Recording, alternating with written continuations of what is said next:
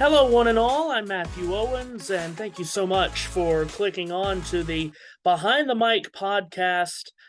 Can't wait to get this going every single week. Every Friday, I'll bring on a guest and we will talk any and everything about the sports media world. This has been a passion of mine for quite some time, and I think it's going to lead to some interesting conversations to the folks nice enough to come on, because I have been and always have and still am an aspiring play-by-play sports broadcaster. It's something that I've always known that I wanted to do, and I'm going to cherish the opportunity to talk to people in the business and hear their stories, how they came to get into the business, and just the ins and outs of the life of being a sports broadcaster. Obviously, we hear them on TV, but what a lot of people don't know is the amount of prep that goes into games, the amount of travel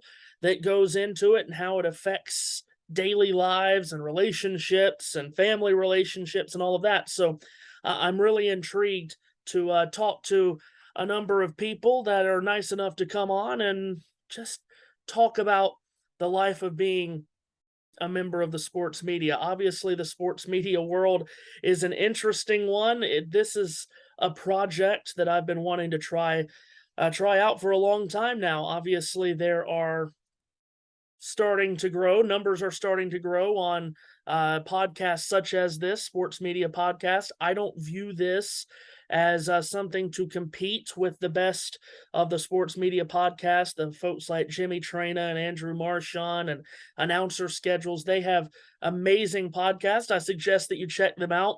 This is not anything to compete with them. This is just something, this is a passion project for me, and I am extremely excited to get it going and keep it going for as long as people keep agreeing to come on with me and talk with me. So I hope you're going to share my enthusiasm and excitement in doing this. A new episode will come out every Friday.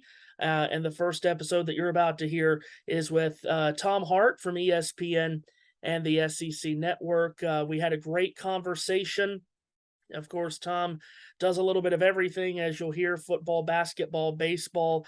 He is huge on the baseball side of things, the lead voice for ESPN's regular season college baseball package.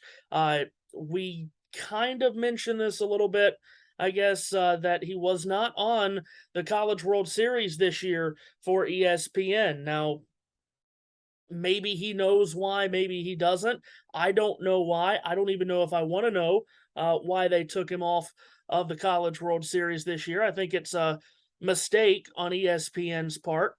And if you're going to have a guy be your lead voice of the regular season and the same network has the entire tournament and the College World Series, I don't know why you wouldn't keep that same guy. I mean, he done a regional, and he did a super regional with Notre Dame and Tennessee, which we talk a little bit about as well. It just doesn't make much sense to me why you would not have him on the World Series, which they have had for however many years now. Obviously, they put Carl Ravitch on the final, and he's now the voice of Sunday Night Baseball. But I think you've seen on Twitter a number of people complaining a little bit that you had a guy in Carl Ravitch calling games at the College World Series, but it's not a voice that they were used to watching. Fans wanted, especially with the presence of the SEC at the World Series, I think those fans wanted a voice that they are comfortable with, that they've heard a lot over the years, and they've heard a lot of this season. And obviously, if you have Tom Hart at the World Series, he would have had stories from all sorts of teams, from the Arkansas and Ole Misses and so on and so forth, with the SEC presence at the World Series. So I found it to be a big disappointment that ESPN took him off of the World Series. He's the best college baseball voice they have. He may be the best pure baseball voice, college, little league, major league, whatever, that ESPN has. Of course, ESPN does not do much Major League Baseball anymore, but when they do on Sunday night, it's Carl Ravitch. And in my personal opinion, I just love listening to Tom Hart do a baseball game. So Really a shame to not hear him on the World Series this past year, but you will hear him in this next interview, the first interview on this Behind the Mic podcast. I hope you enjoy it. If you do enjoy it, be sure to hit the subscribe button, hit the like button as well, get alerts on future videos. Obviously, the podcast, not the only videos I'll be putting out on YouTube as well, but certainly hope that you enjoy it and hope that you'll go along on this ride with me and with whoever else pops up on this podcast in the future. Again, we're hoping for a new episode every Friday. So be sure to hit that subscribe button. Hope you enjoy. And without further delay, here's my conversation with Tom Hart. All right. Joining me now on the Behind the Mic podcast is Tom Hart. What a great guy. ESPN, SEC Network, and he does everything: baseball, football, basketball. And now you will forever be known as the first guest on the Behind the Mic podcast. That's the most legendary thing you've ever done. Congratulations.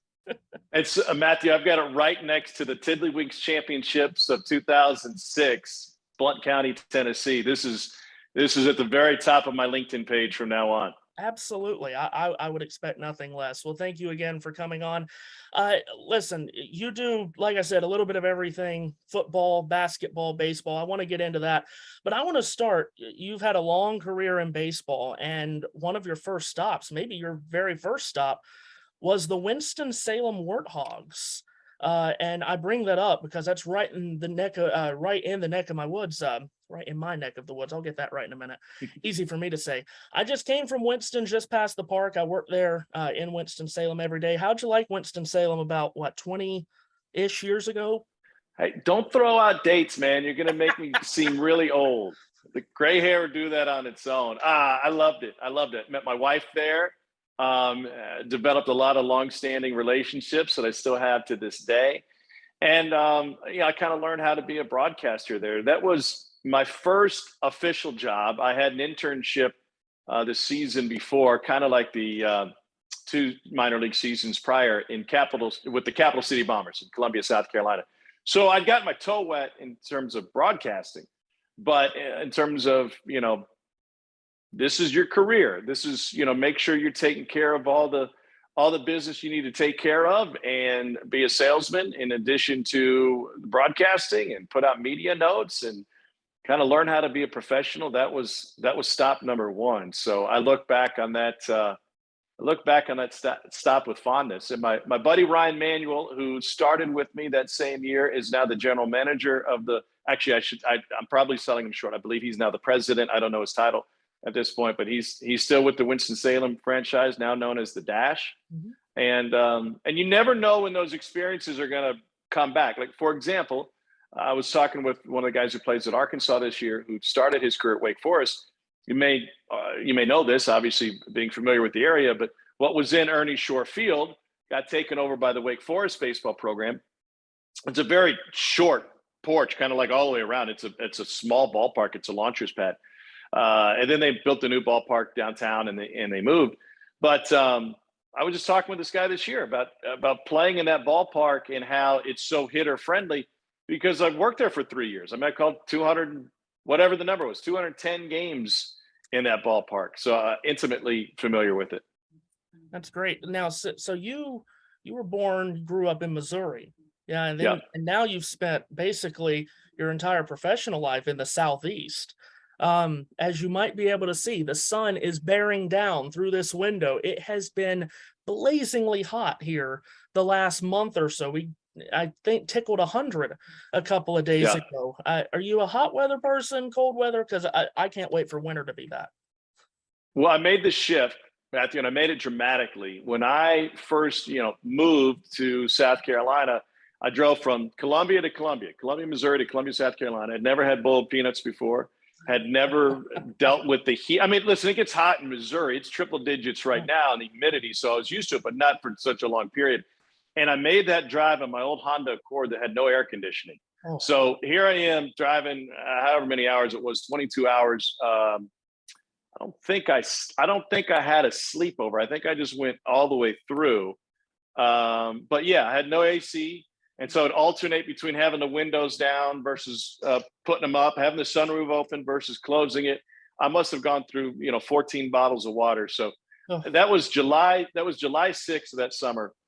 And that was my indoctrination. But after being in the South for even a short period, I then went back home over the holidays at one point to see my family and hang out. And there was like a foot of snow on the ground. And I remember how odd it was to me. I mean, I grew up with it, right? But I saw my dad go out that morning in his pajamas and his slippers with a broom and sweep the snow off the back deck. And I was like, no, I can't get back into this. Like, I would rather have the heat than the cold. I'd rather have triple digits than 12 inches of snow on the ground any day. I'm counting down the days until winter is back, and I'm told that summer just started 2 days ago. But here it's like it's been here for 2.5 months here. That's right. And we've got 4 months still left of it, probably around here. I mentioned you've been in the Southeast a long time. You have grown very close to the SEC, and passionate fan bases every single one. That is great. There's also a negative to that. I think you know where I'm going. You called the Tennessee Notre Dame Super Regional, what was that, a week ago now, 2 weeks ago.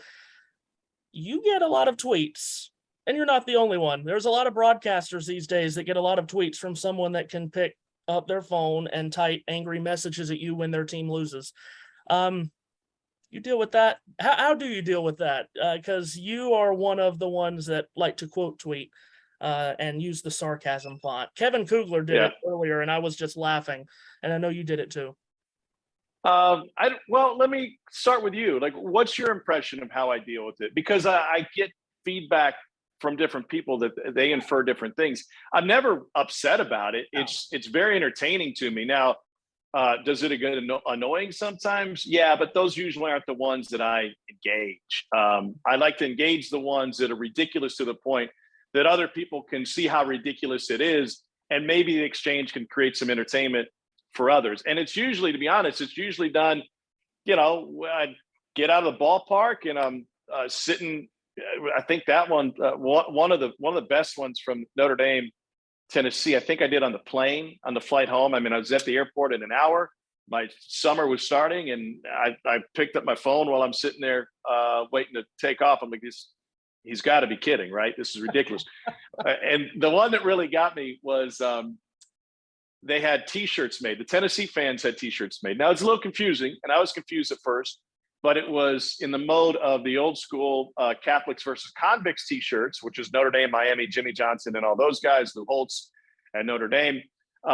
Same font, same colors and everything, but it said classless versus Catholics. And it was the Tennessee fans making fun of the people who make fun of them.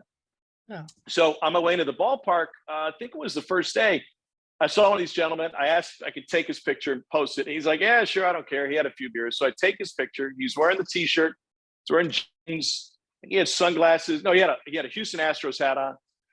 And I put it out there, for people to see what we're talking about. And one of the most notable responses I got was somebody who was so upset with me that I would show my bias by wearing that T-shirt to the game, a game that I was broadcasting. And I just wanted to stop for a second and ask this guy, A, do you really think that's me? Because I don't look anything like that gentleman.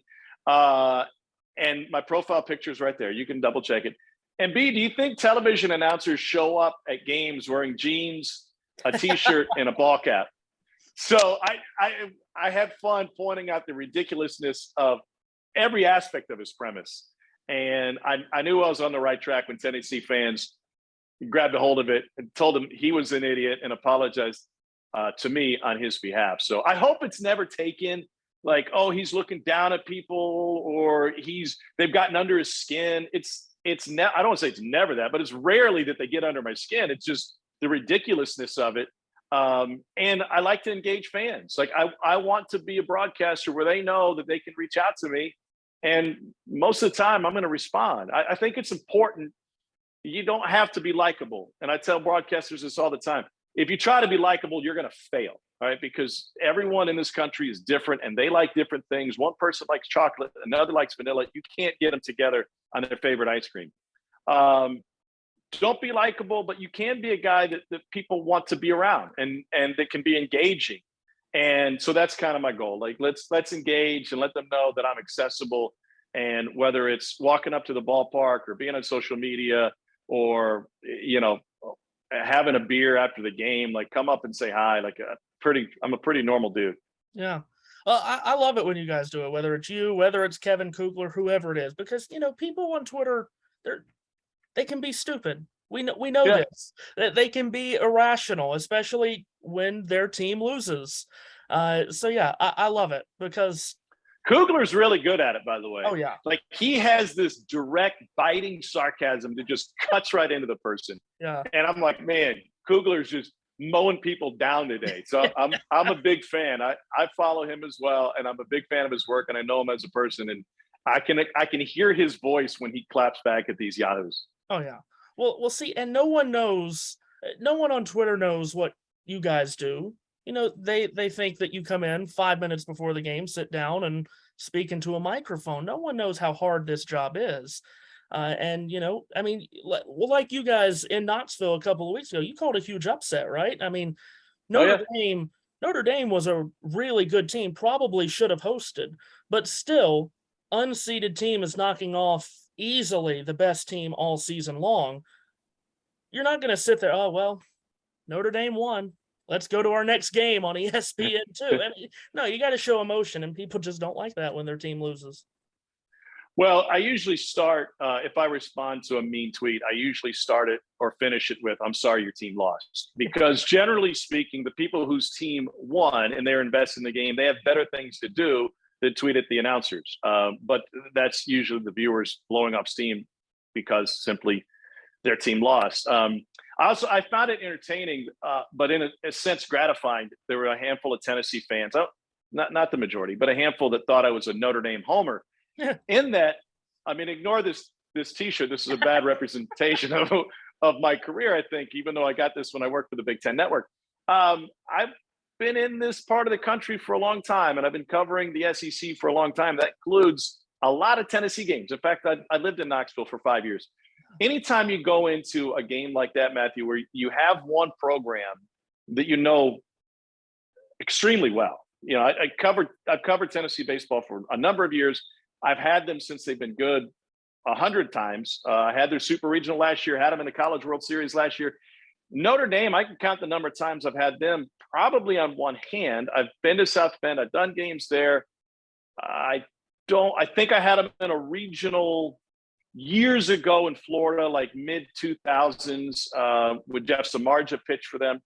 But that's it. Like that's all my experience with Notre Dame. So I'm very cognizant of the fact that I know one program way more in depth than I do the other. So there's a bit of self-pressure to make sure that it's a balanced account, in that if I've got 60 stories for Tennessee, I don't have time to get 60 on Notre Dame, but let me make sure I've got the 6 best ones, and that I'm telling their story as well as I possibly can on equal footing with Tennessee, who I know way better. So I was just talking with one of my buddies about it today.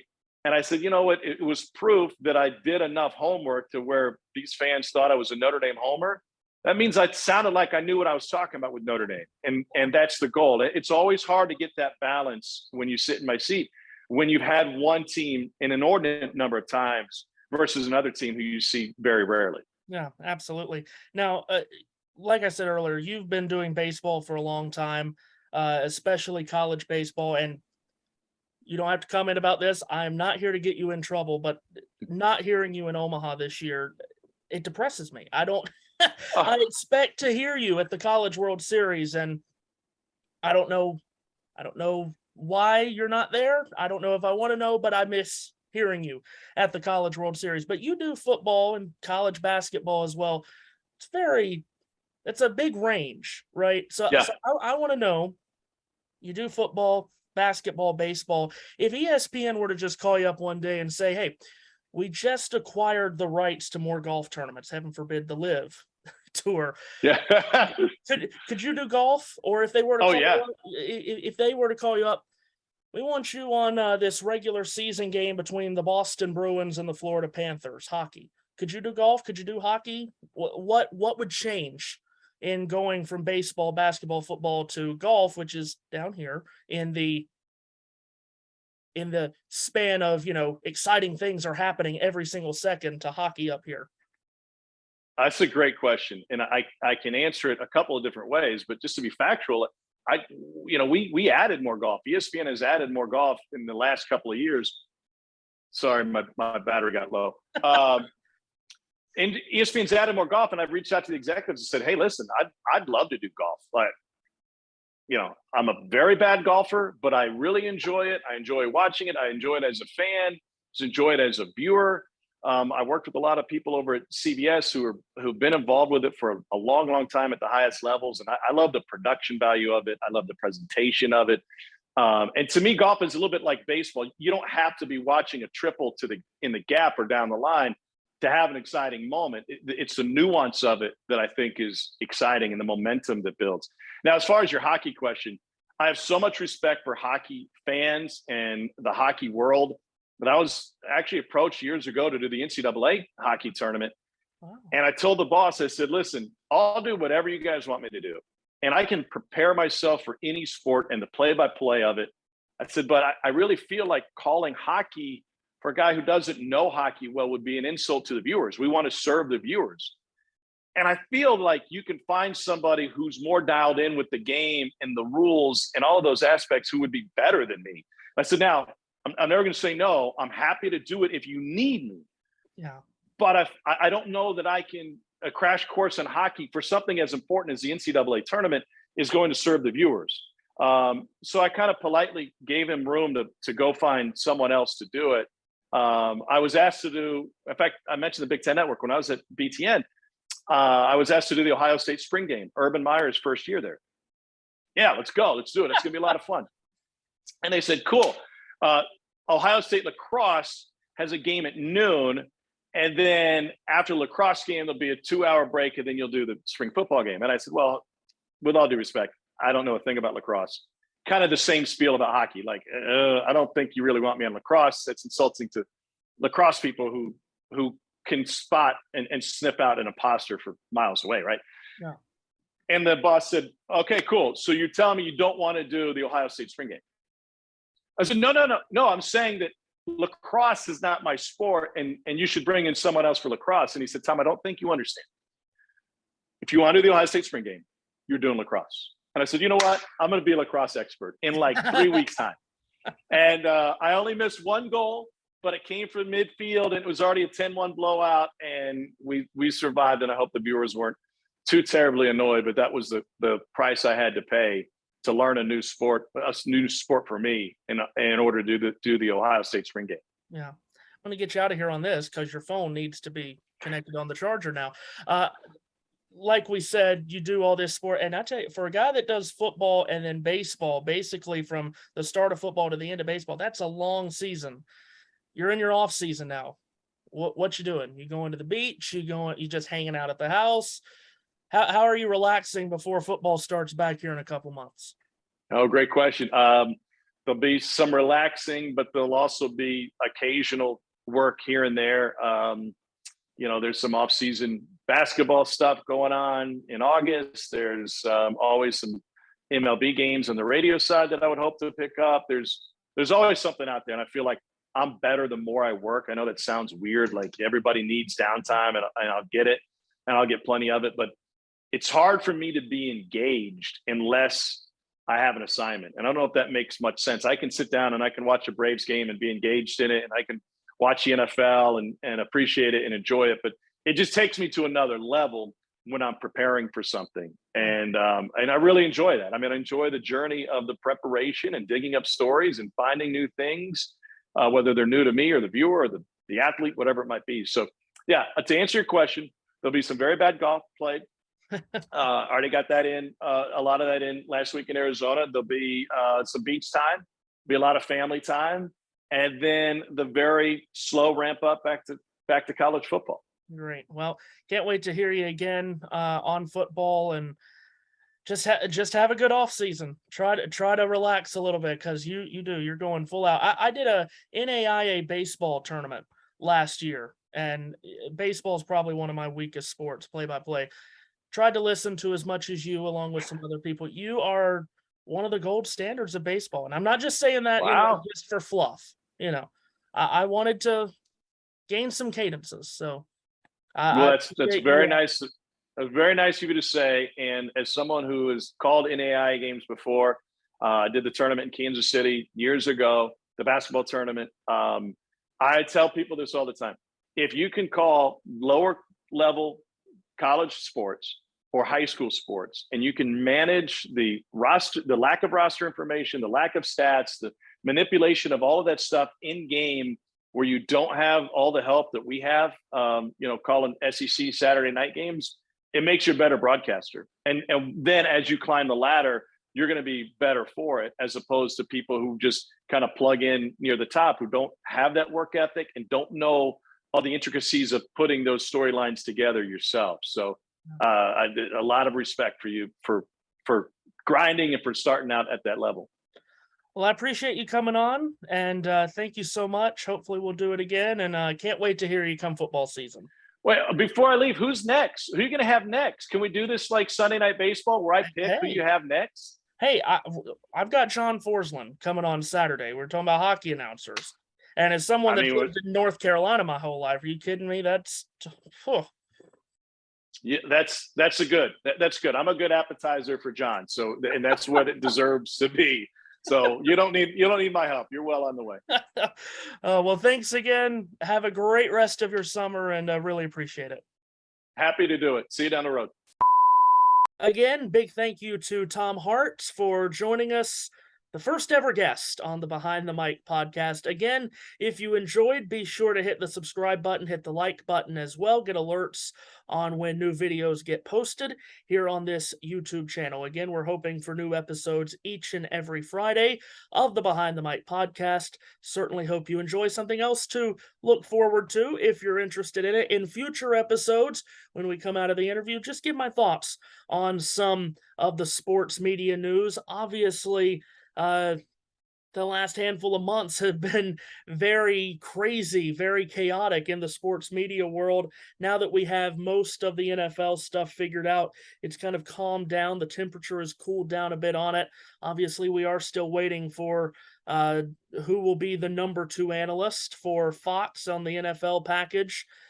To more than likely join either Adam Amin or Joe Davis, whoever that'll be. But obviously, the big stories have been settled, with Joe Buck and Troy Aikman now being on Monday Night Football on ESPN, with Mike Tirico sliding into the Sunday Night Football chair alongside Chris. Drew Brees is out at NBC. Kevin Burkhardt is in as the number 1 play-by-play voice at Fox, and not much really changes on the CBS side. So we'll talk more sports media topics towards the tail end of these episodes as we go on. But for now, hope you enjoyed this first episode of the Behind the Mic podcast. Do remember to hit the subscribe button, and we will see you next time. Thanks, guys.